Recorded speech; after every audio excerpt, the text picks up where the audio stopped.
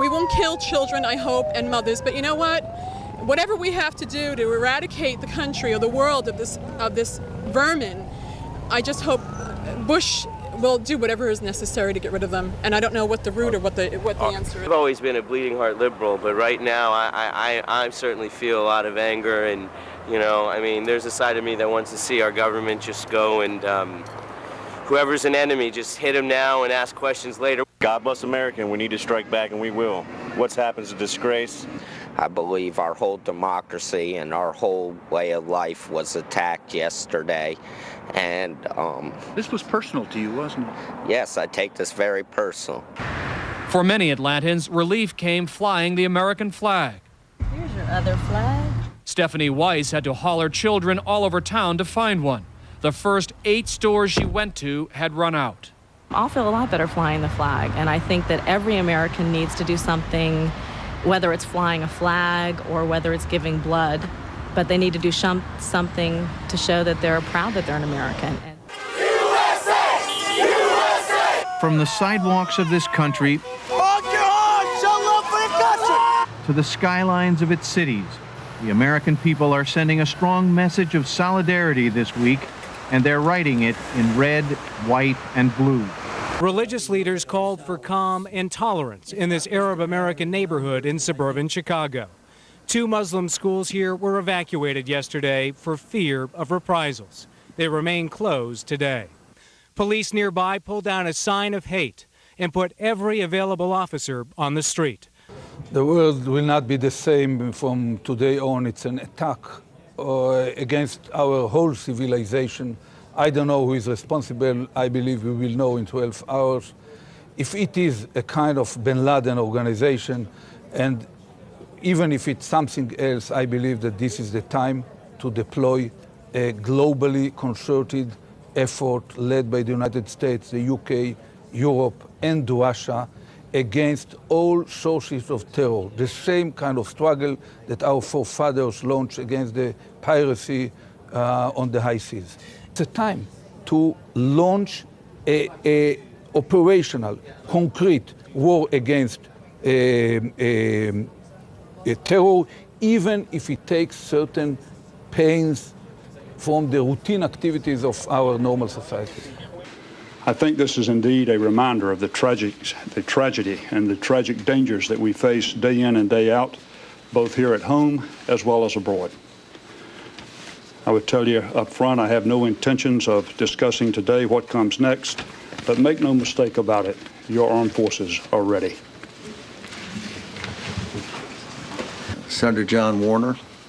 Thank you. As a past chairman preceding Carl Levin, I can assure you that the Congress stands behind our president, and the president speaks with one voice for this entire nation.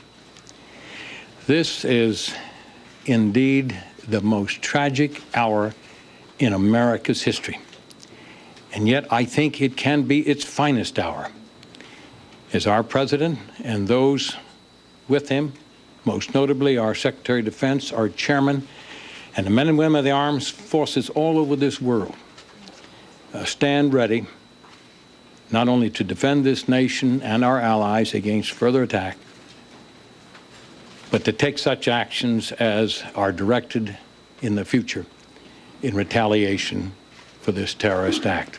Please know that the leaders will be fully engaged in every debate that is appropriate, but frankly, at a time like this, we need to support our president. I think minimize our criticisms, maximize our hope, our encouragement, our determination, spend a lot of time on our knees as well as working hard, and I hope that is what we're conveying, because that's actually what's happening in Washington and has happened through the day. Bill Bennett and Jean Kirkpatrick and I at Empower America called on the Congress to declare war, and I am a friend of Dan Quayle's, but I disagree with one thing he said, which is that we don't know who did it. We do know who is behind this horrific act of war. Obviously, they're doing the investigation. Otherwise, there'd be some smoke on the horizon someplace already. An investigation is underway. What I am arguing to you that is that the United States should not get in a position where it dithers and dawdles and lets the blood run out of this thing. There's a good deal of anger right now, and the country is behind a response.